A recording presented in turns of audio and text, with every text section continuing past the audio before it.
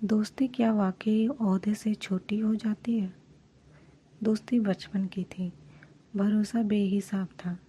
लेकिन जब एक दोस्त एसडीएम बना तो उसी ने सबके सामने अपने पुराने दोस्त की बेइज्जती कर दी। फिर जो हुआ उसने पूरे गांव को हिला दिया। किसी ने नहीं सोचा था कि वो शांत लड़का ऐसा जवाब देगा। यह कहानी है सरगवा गांव की, जहाँ की धूल भरी गलियों में दो परछाइयाँ हमेशा साथ साथ चला करती थीं, ध्रुव और आर्यन। स्कूल के मैदान से लेकर गांव की नदी तक दोनों की हंसी गूंजा करती थी। ध्रुव एक मध्यम वर्गीय शिक्षक का बेटा था। पिता राजेश मास्टर थे, गांव के ही स्कूल में गणित पढ़ाते थे, और माँ रीना देवी सिलाई का काम कर लिया करती थी। घर में अनुशासन, नैतिकता और सादगी का माहौल था। ध्रुव को शुरू से ही किताबों से लगाव था, लेकिन आर्यन का जीवन कुछ अलग था। उसका बचपन संघर्षों में बीता था। पिता का साया बचपन में ही उठ गया और माँ कमला देवी दूसरों के घर झाड़ू पोछा कर गुजारा करती थी। गरीबी उसके शरीर पर तो दिखती थी, लेकिन उसके सपनों पर नहीं। ध्रुव पढ़ाई में अव्वल था। हर परीक्षा में पहला स्थान उसे ही मिलता था और हर शिक्षक का वह फेवरेट स्टूडेंट था। आर्यन भी बुद्धिमान था, परंतु कहीं ना कहीं उसके मन में यह बात घर कर गई थी कि ध्रुव को सब कुछ आसानी से मिल जाता है। एक दिन स्कूल से लौटते हुए आर्यन ने कहा, तू हर बार टॉप करता है, हर कोई तुझे ही देखते हैं। कभी तूने सोचा है कि अगर तुझसे आगे मैं निकल गया तो सब तेरी जगह मुझे पूछना स्टार्ट कर देंगे? ध्रुव मुस्कुराया, यार तू मेरा दोस्त है, तुझसे जलन क्यों? मेहनत कर, एक दिन तू मुझसे भी आगे निकलेगा।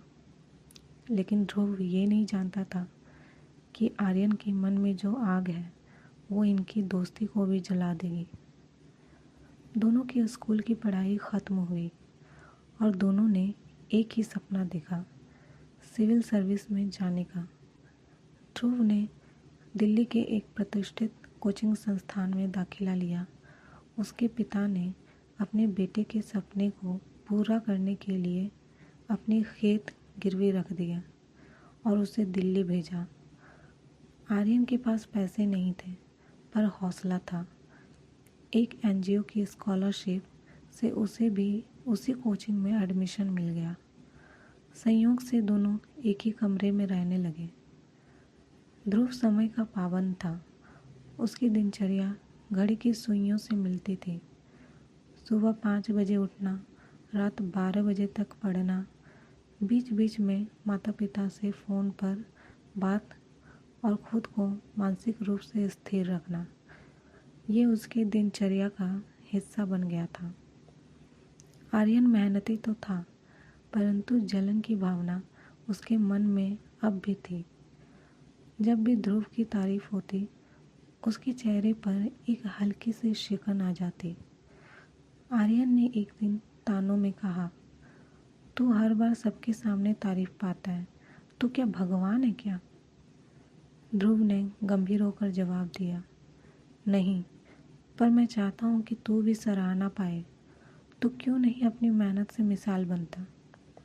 ध्रुव की ये बात आर्यन के मन में तीर सी लग गई। दोनों ने यूपीएससी की तैयारी शुरू की। दिन रात की मेहनत, सैकड़ों mock test, group discussions, interview की तैयारी, सब कुछ किया। फिर आया उनके परीक्षा का दिन। दोनों शांत थे, लेकिन केवल बाहर से। अंदर सब कुछ तूफानी था। परीक्षा खत्म हुई, 1 महीना बीत गया और फिर आया रिजल्ट का दिन। ध्रुव का नाम नहीं था, लेकिन आर्यन का नाम सबसे ऊपर था। वो ना सिर्फ पास हुआ, बल्कि उसे एसडीएम की पोस्ट भी मिली। गांव भर में ढोल नगाड़े बजे, मीडिया वाले भी गांव आए आर्यन एक हीरो बन गया। ध्रुव ने मुस्कुराकर आर्यन को गले लगाया। बधाई हो दोस्त, तेरा सपना पूरा हुआ। आर्यन ने धीरे से लेकिन थोड़ा गर्व के साथ कहा, अब मैं तुझसे आगे निकल गया, है ना? ध्रुव ने सिर्फ मुस्कुराकर सिर हिला दिया। आर्यन की पोस्टिंग जिला सिवनी में हुई। सरकारी गाड़ी, सुरक्षा गार्ड, आलीशान बंगला, सब कुछ उसे मिला। उसकी ज़िंदगी पूरी तरह बदल गई थी। परंतु जैसे जैसे वक्त बीता उसकी सोच बदलने लगी।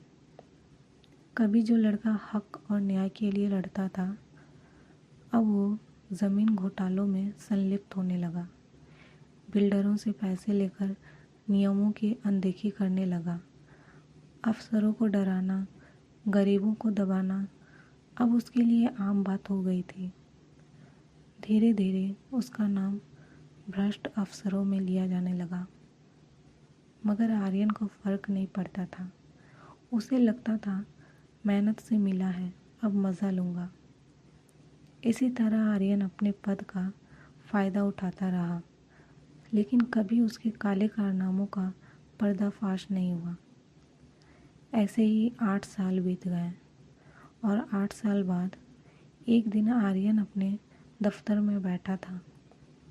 तभी दरवाज़ा खटखटाया गया। सामने एक आदमी खड़ा था। नीली शर्ट, सादा पैंट, आँखों में चमक और मुस्कान में ठहराव लिए। ध्रुव? आर्यन हैरान था। हाँ मैं, बहुत सालों बाद मिलने आया हूँ।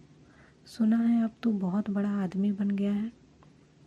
आर्यन ने कुर्सी पीछे खींची, टांगे फैलाकर बोला, हाँ अब तुझे अपॉइंटमेंट लेना चाहिए था। मैं अब अफसर हूँ। ध्रुव ने शांति से कहा, कुछ चीज़ें कभी नहीं बदलती, जैसे हमारी दोस्ती और जैसे इंसान का असली चरित्र। आर्यन ने सोचा भी नहीं था कि इसके बाद उसकी ज़िंदगी बदल जाएगी। दोस्तों, अगर आपने कहानी यहाँ तक देख लिया है तो मेरे चैनल को सब्सक्राइब कर लीजिए, ताकि मैं आपके लिए आगे भी ऐसे प्रेरणादायक कहानियाँ लाती रहूँ। और अगर वीडियो पसंद आ रही है तो लाइक कमेंट ज़रूर करिए।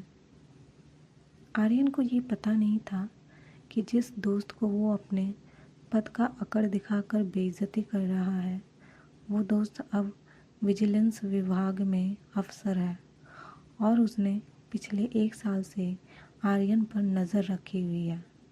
कॉल रिकॉर्ड्स, बैंक ट्रांजैक्शंस, ज़मीन खरीद फरोख्त के पेपर्स, सब कुछ इकट्ठा किया जा रहा था।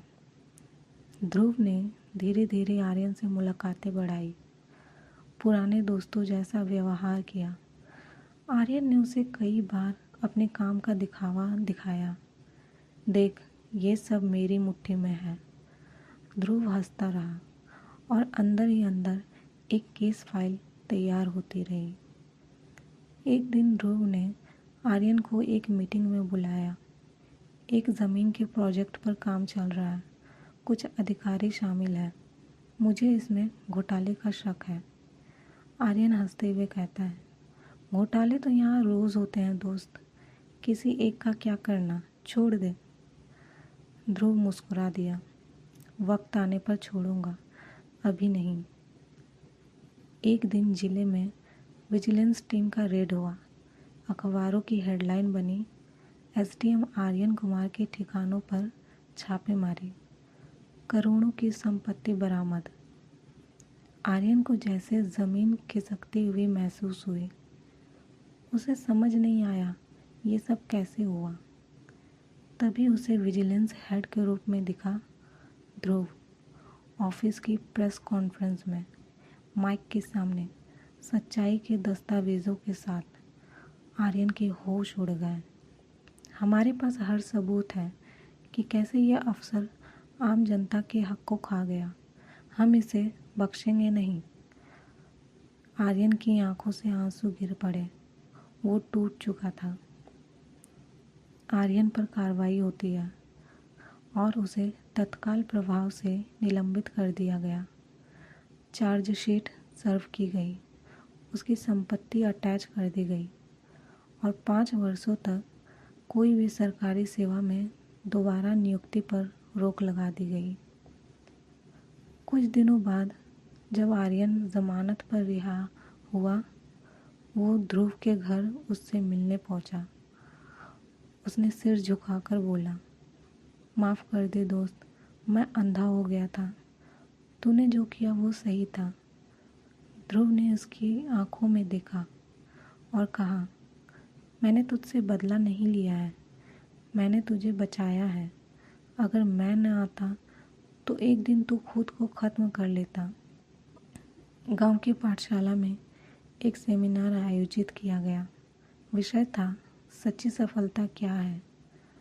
ध्रुव मंच पर खड़ा हुआ और बोला, सफलता वो नहीं जो कुर्सी से मिलती है, सफलता वो है जो इंसान को इंसान बनाए रखे।